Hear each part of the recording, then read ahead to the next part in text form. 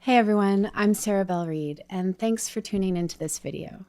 So lately I've been getting a lot of messages and emails from people who are curious about what the MIDI controller is that I use in a lot of my videos.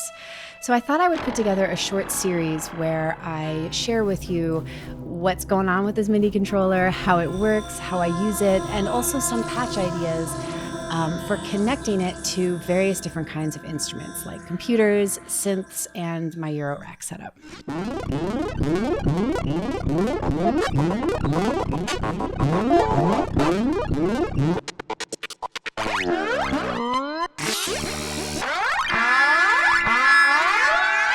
So the MIDI controller that I'm talking about is called the Morph, and it's made by a company called Sensel. For those of you who aren't familiar with this controller, it's basically a tablet-sized pressure controller that has swappable overlays, which allow you to essentially change your user interface or your control interface. There are a bunch of different overlays that all have different layouts, and the controller is able to detect which overlay is on at any moment in time. So just by swapping out the overlays, it will automatically load whatever control map you have set for that particular overlay. So this feature alone is pretty cool because essentially you have multiple MIDI controllers in one, depending on the kind of music you're playing or how you want to interact with your instrument at any given moment in time. The ability to swap the overlays and change your playing interface without having to buy an entirely new controller is pretty cool. Another thing that's cool about the Morph is its ability to produce MPE data. There are a few other MPE-capable controllers out there, like the Roly Seaboard and the Linstrument, but in general, this is not something that every MIDI controller can do. So what I wanted to do in this video was explore the MPE capability of the Morph a little bit and make some music. But before I do that, I want to just take a second to go over what MPE means for those of you who aren't familiar with it.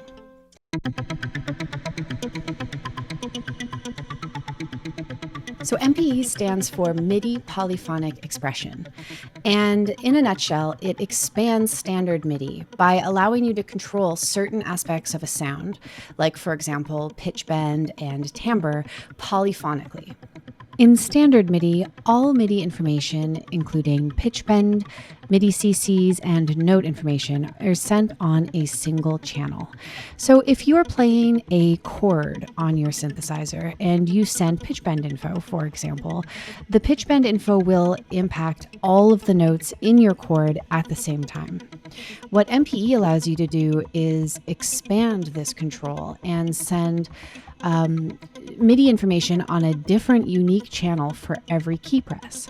So for example, if you are playing your cluster of notes, you could send different pitch bend information to each note in your chord. Now, of course, this doesn't just have to be used with pitch bend. MPE can actually allow you to control any aspect of a sound's timbre. And something that's really cool is that you can use a single gesture to send multiple different control messages out to different aspects of a sound. So typically, each parameter of a sound would be mapped on your MIDI controller to a different specific part of the controller. Your filter cutoff might be controlled by one knob, for example, and the release time of your envelope might be controlled by another knob or a slider, and so on. What I really love to do with MPE is basically combine multiple controls into a single gesture. So for example, on the Morph, if you press down on these hex pads, you can simultaneously send X position, Y position, and pressure information. And those three different aspects of this gesture can be used to control three different aspects of the sound's timbre.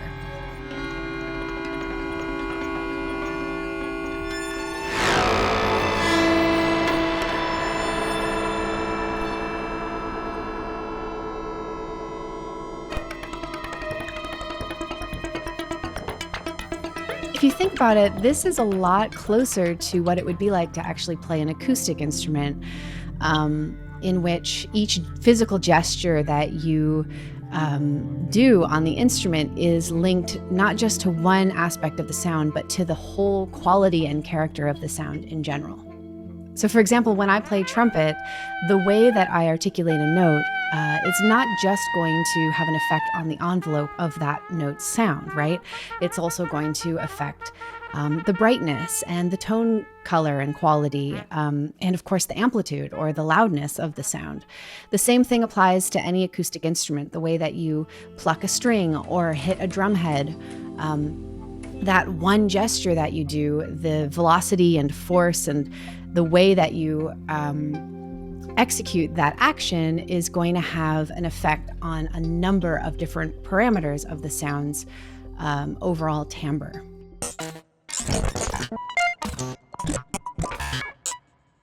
So before we can actually jump into making sound and using MPE, there's another big part of this equation that we need to talk about, which is the synthesizer or the instrument.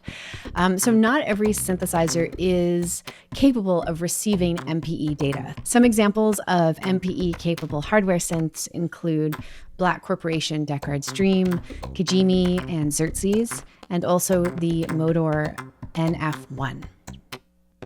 Otherwise, MPE has largely been a software-specific protocol. It's compatible with software programs like Logic and Bitwig Studio, among others. More recently, the ASM Hydrasynth has added MPE capability to their instrument, which is super exciting. And what's even more exciting is that I was able to borrow one of these from a friend for a little while. So I'm going to explore a little bit and see what I can come up with by using the Morph to control the Hydrasynth in MPE mode.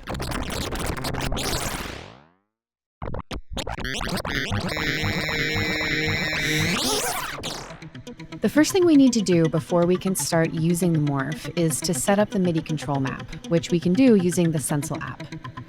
This is a pretty straightforward process. You just need to select the pad or control on the interface that you want to configure, and then you have a bunch of options in these menus that allow you to choose how each pad on the Morph is used and what control data it produces. So I have this set up as an MPE XYZ pad. And now I'm going to map the X-axis position to send pitch bend information. You can also specify the width of the pitch bend range here.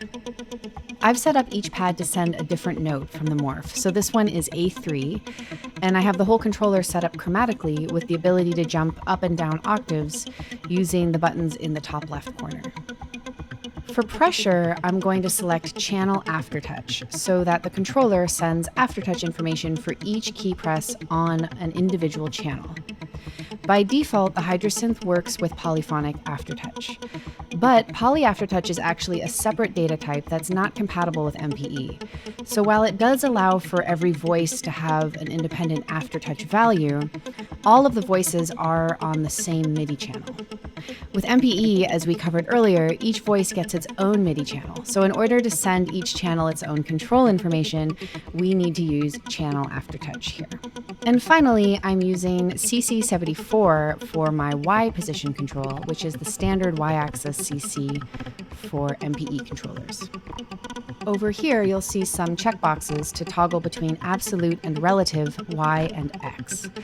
I'm going to leave this unchecked for my X position control, which means that I'm sending relative position information for X.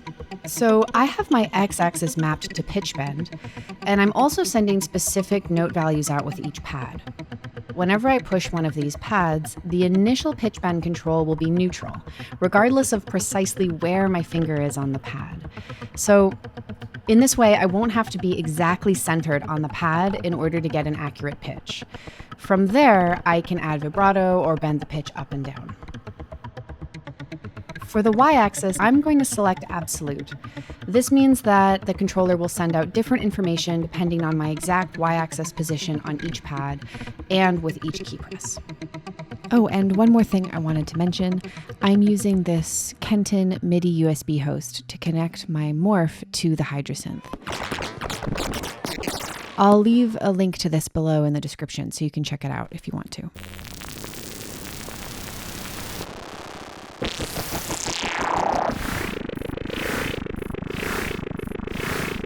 Okay, so I'm using the first oscillator on the Hydrasynth in wave scan mode.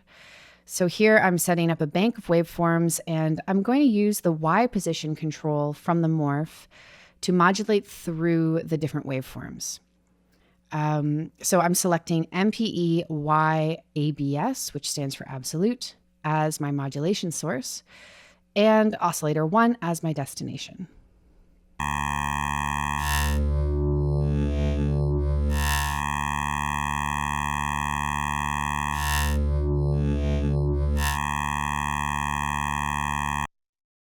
So I'm going to add a second modulation here using the channel aftertouch to control a filter. I have to select poly aftertouch here on the Hydrasynth, which is a bit confusing because, as I mentioned earlier, we're actually sending channel aftertouch from the morph. But when the Hydrasynth is in MPE mode, this poly aftertouch selection here enables the synth to receive MPE pressure data. I'm going to use the pressure to close my filter. So by default, it will be open, and then I'll give it a negative modulation amount, and the more pressure I apply, the more closed the filter will be. Combined with wave scan modulation on the y-axis, this is starting to sound kind of cool.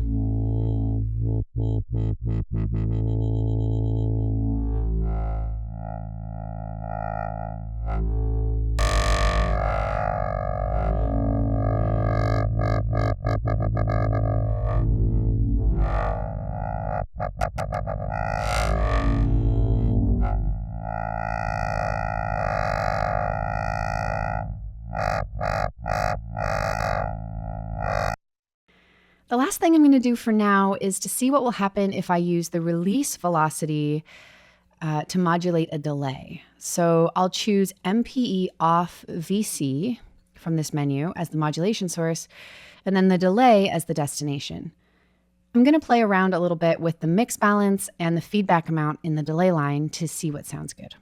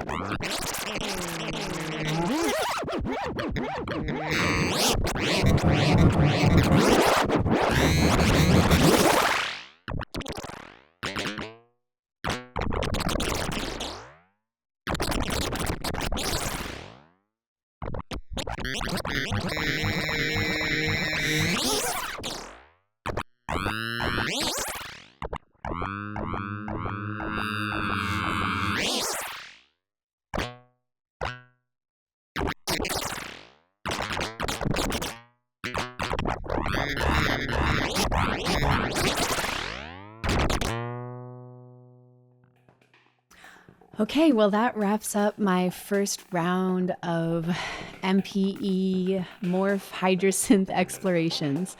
I'm definitely going to continue exploring this pairing. I think there's a lot of really, really interesting potential here. And I'm also really curious to see what happens when I start to pair my morph with other instruments like my Eurorack and other synthesizers. So lots to explore in the future. If you are interested in listening to and downloading the full audio from my session today, you can do that over on my Patreon page, which is patreon.com/Sarah Belle Reid.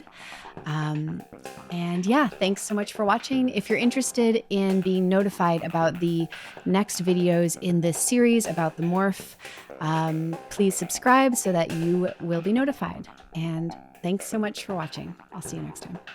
Bye.